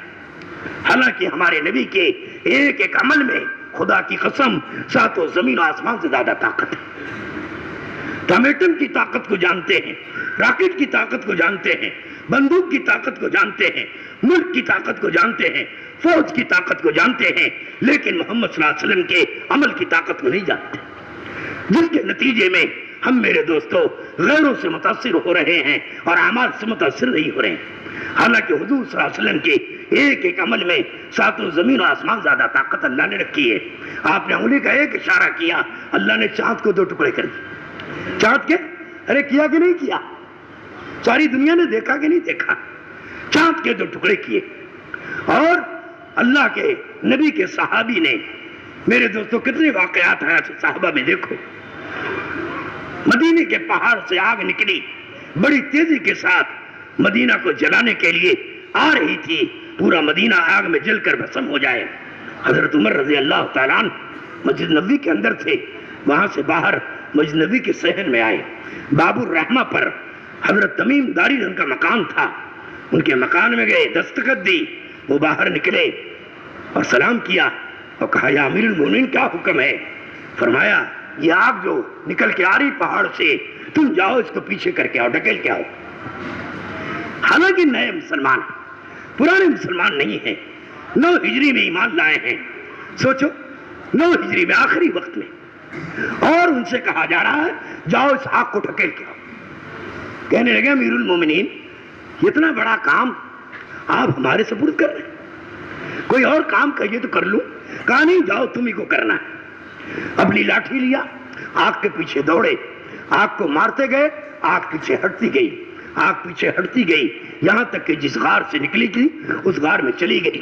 پہاڑ کو جلا دیا، پہاڑ کالا ہو گیا، لیکن مدینے کا ایک اینٹ نہیں جلا سکا۔ یہ تمیم داری کی طاقت نہیں تھی، خدا کی قسم یہ محمد صلی اللہ علیہ وسلم کے عمل کی طاقت تھی۔ سمجھا؟ تو حضور والا عمل ہماری زندگیوں میں حقیقت کے ساتھ زندہ ہوگا تو خدا کی قسم اللہ کا غیبی نظام، اللہ کی غیبی نصرت و مدد اس امت کے ساتھ ہوگی۔ آج ہم لوگ اللہ کی غیبی نصرتوں سے محروم ہو گئے کیونکہ ہماری دعوت کمزور ہو گئی، ہمارا ایمان کمزور ہو گیا، ہماری عبادت کمزور ہو گئی، ہمارا علم کمزور ہو گیا، جان نکلی ہوئی ہے میرے دوستو، اس لیے حقیقت ظاہر نہیں ہو رہی۔ اس لیے دعوت کی اس عظیم محنت سے یہ بات چاہی جا رہی ہے، ہر مسلمان چھوٹا ہو بڑا ہو، قوی ہو کمزور ہو، ہر مسلمان عمل کے راستے سے اللہ سے لینا سیکھ لے اور اپنے اپنے عمل پر خدا سے روگار کر کے اپنے عمل کو میرے دوستو اللہ سے منوا لے اور اللہ اس کی حاجتوں کو اپنی قدرت سے پورا کرے۔ اس کے لیے عمل ہے، اور اس عمل پر جب امت کا ایک طبقہ محنت کرے گا، جان اور مال کی قربانیاں دے گا اور اجتماعیت کے ساتھ، مشورے کے ساتھ، اطاعت کے ساتھ، قربانیوں کے ساتھ جب ان عملوں کو کرے گا تو انشاءاللہ اللہ کی مدد کو اپنی آنکھوں سے دیکھے۔ یہ بات نہیں ہے کہ اللہ کی مدد نبیوں کے ساتھ خاص ہے یا صحابہ کے ساتھ خاص ہے، ایسا نہیں ہے۔ قیامت تک آنے والی امت کے ساتھ اللہ کی مدد ہے۔ اسی لیے آپ نے دیکھا ہوگا حضرت عبداللہ بن رواحہ کی نماز پر عرش کا اٹھانے والا فرشتہ ان کی مدد کے لیے آیا۔ کہاں کا فرشتہ؟ عرش اٹھانے والا. ان کی آہ پکار نے عرش الہی کو ہلا دیا. ان کی نماز نے عرش الہی کو ہلا دیا. تو عرش کے اٹھانے والے فرشتے نے کہا اے اللہ تیرا ایک بندہ پکار رہا ہے, اجازت دے تو میں تیرے بندے کی مدد کروں. اللہ نے کہا جاؤ مدد کرو. وہ فرشتہ 7ویں آسمان سے اوپر تھا اور دشمن نے ان پر تلوار سونپ لی تھی, گردن مارنے والا تھا. تو انہوں نے 7ویں آسمان سے آواز لگائی لا تقتلوا, ہرگز اس کو قتل مت کرو. وہ آواز سنا لیکن کوئی آدمی نظر نہیں آیا. ادھر ادھر دیکھنے لگا, پھر اس نے اپنی تلوار سونتی اب ان کی گردن اڑا دیں. فوراً وہ آ گئے 4تھے آسمان پر اور وہیں سے پکارا لا تقتلوا. اس پھر رک گیا, پھر ادھر ادھر دیکھنے لگا, پھر اتنے میں پہلے آسمان پر آ گئے اور اس نے تلوار سونتی ان کی گردن اڑا دیں. پھر وہاں سے آواز لگاتے ہوئے روئے زمین پر آیا اور آ کر کے ان کی گردن مار دی. وہ صحابی سجدے میں گر گئے, سجدے سے اٹھے, دوڑے بھاگے. اس آدمی کی تلاش میں وہ آگے جا رہے تھے. پوچھا آپ کون ہیں, کس نے آپ کو بھیجا ہے؟ فرمایا جاؤ اطمینان سے, تمہارا کام ہو گیا. جب تو نے یا ارحم الراحمین کہا تو اللہ کا عرش ہلنے لگا. میں نے اللہ سے کہا ہے اللہ آپ کا ایک بندہ پکار رہا ہے, آپ اجازت دیجئے تو میں آپ کی بندے کی مدد کروں. اللہ نے کہا جاؤ اس کی مدد کرو. میں وہاں سے چلا تو یہ 100 تلوار سونپ چکا تھا. میں نے وہیں سے کہا لا تقتلوا, پھر یہ رک گیا. پھر میں وہاں سے چلا تو 4تھے آسمان پر پہنچا, پھر اس نے تلوار کھینچی. میں نے پھر کہا لا تقتلوا, پھر میں پہلے آسمان پر آ گیا اور اس نے تلوار سونتی. میں وہیں سے کہا لا تقتلوا اور آ کر کے اس کی گردن اڑا دیا. پھر آگے یہ کہا, یہی کہنا تھا مجھے. اس فرشتے نے یہ کہا جس طرح سے تو نے نماز پڑھی ہے, تیری نماز پر عرش الہی ہل گیا ہے.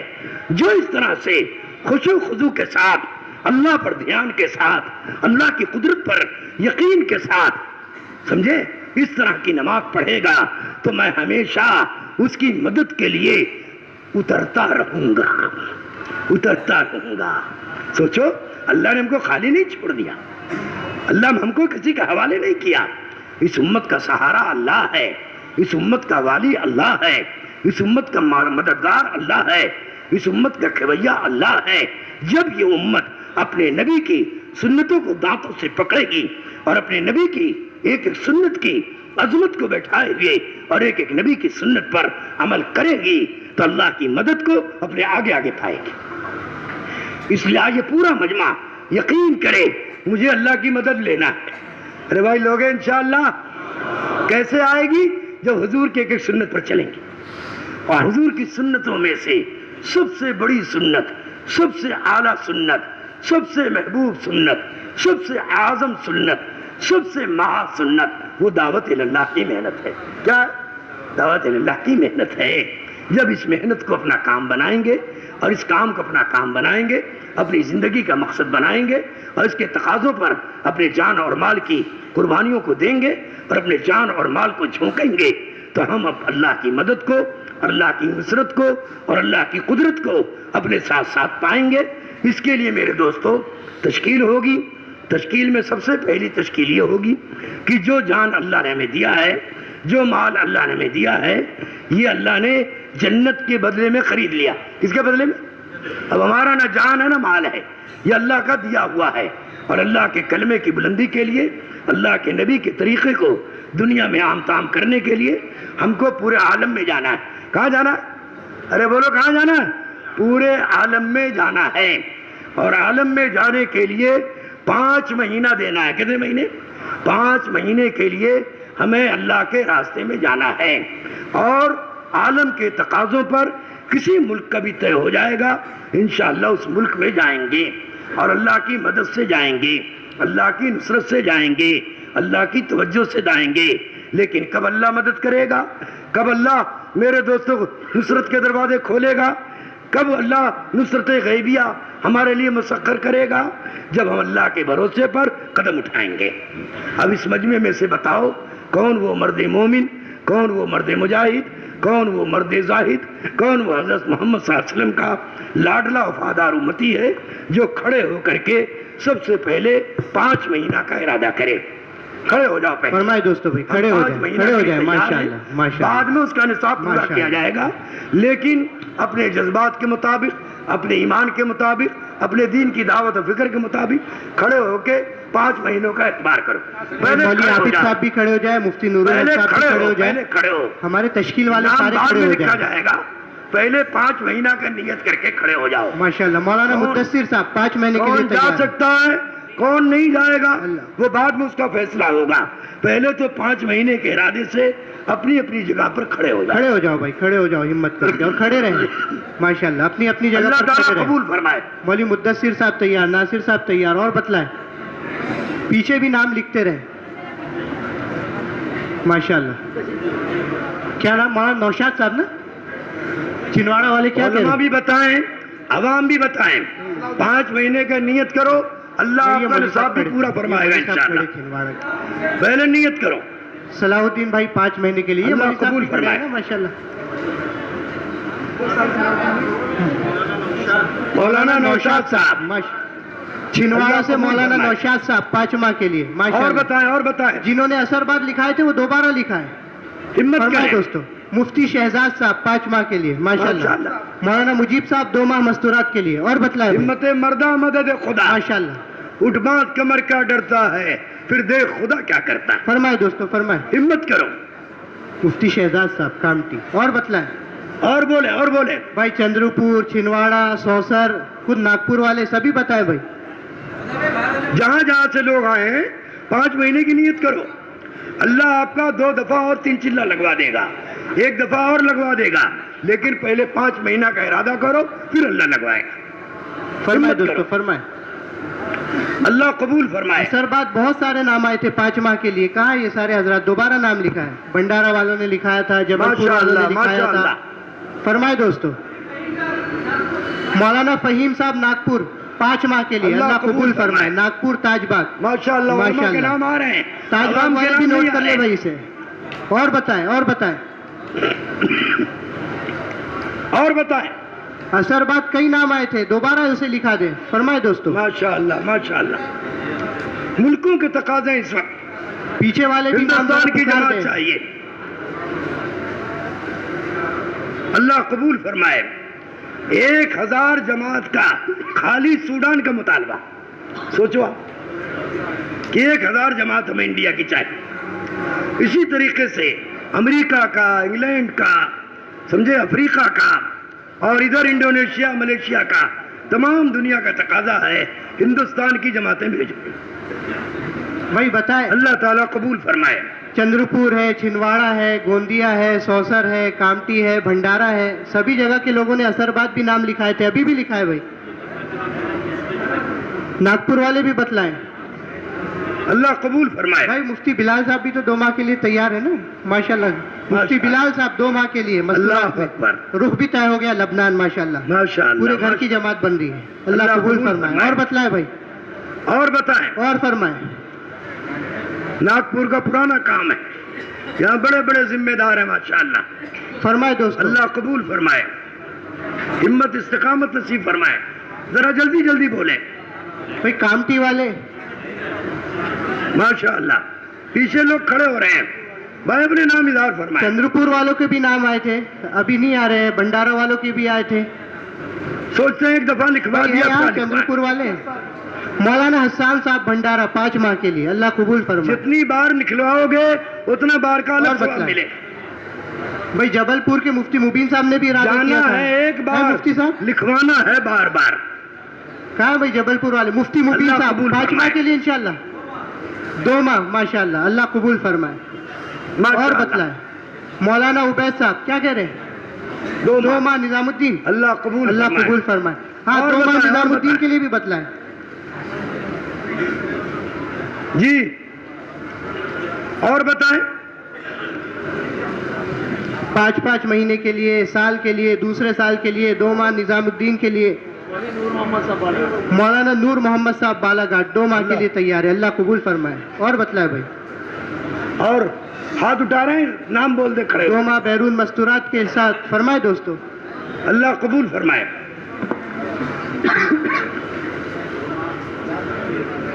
2 ماہ مستورات بیرون کے لیے اللہ قبول فرمائے. کی جماعت کے ساتھ ہی آپ اپنے ساتھ جماعت بنائیں ماشاءاللہ. اور بتلائے بھائی, اور بتلائیں, ہمت کریں, ہمت.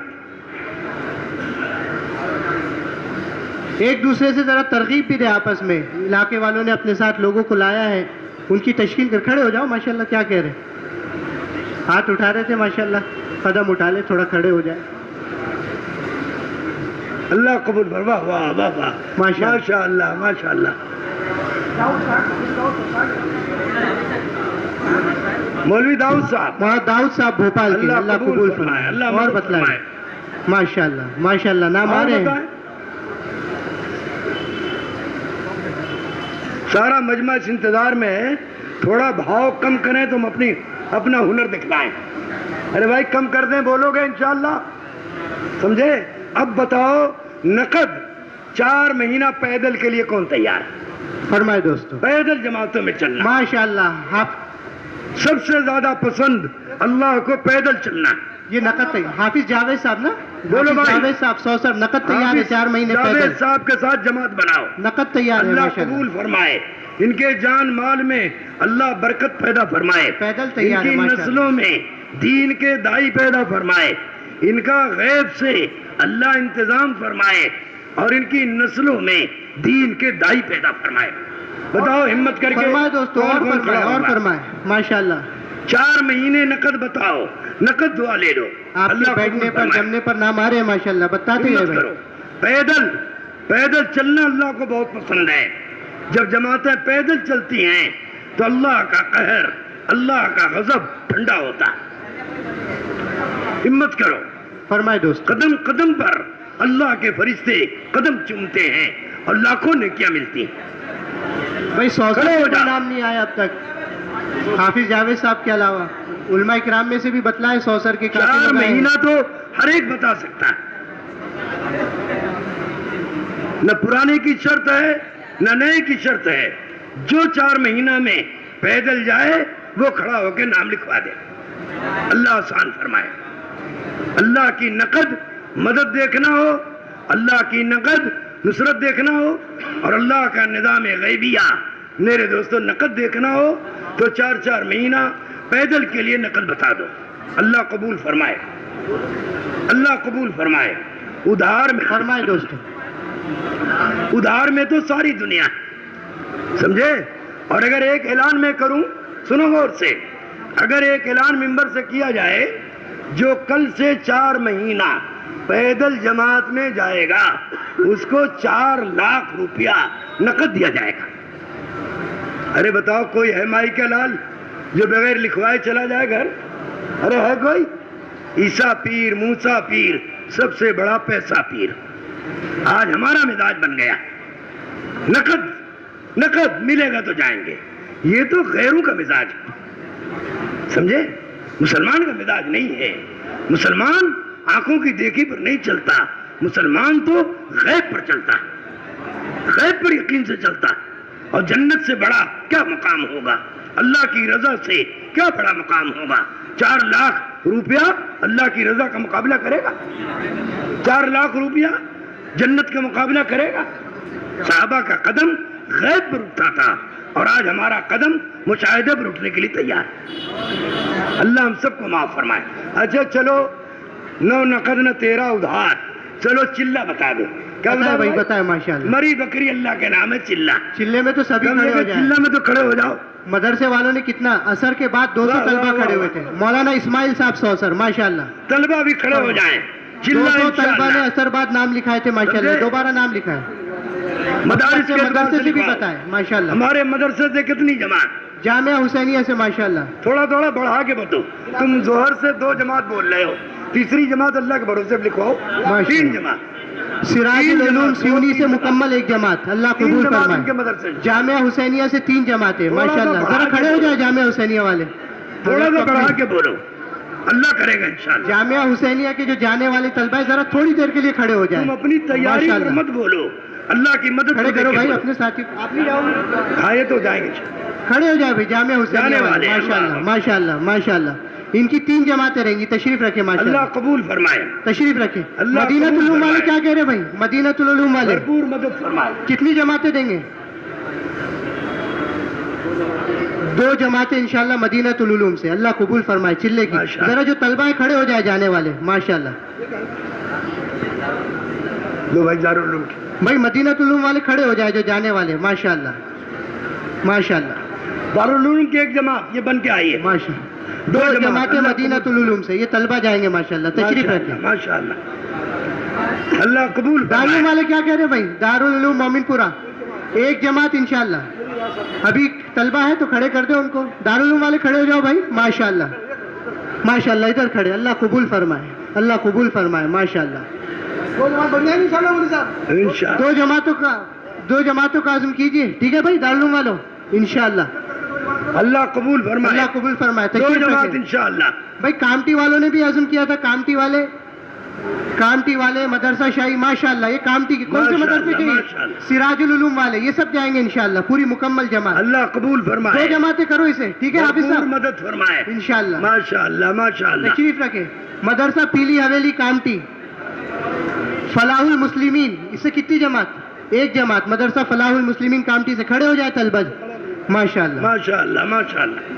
اللہ قبول فرمائے, خوب مدد فرمائے. ماشاءاللہ. فلاح المسلمین والے 2 کا عزم کرو, ٹھیک ہے انشاءاللہ. 2 جماعتیں بنائیں گے. تشریف انشاءاللہ رکھیں. انشاءاللہ. پیلی حویلی والے بھائی کامٹی مدرسہ پیلی حویلی ماشاءاللہ. یہ سب سے پرانا مدرسہ ہے. ماشاءاللہ. اللہ قبول فرمائے. اور بتائیں. اور بتائیں کتنی جماعت دے رہے ہیں پیلی حویلی والے؟ 1. اللہ قبول فرمائے. تشریف رکھے ماشاءاللہ. ماشاءاللہ. اور بتلائے بھائی جی. 1 جماعت جبل پور. واہ.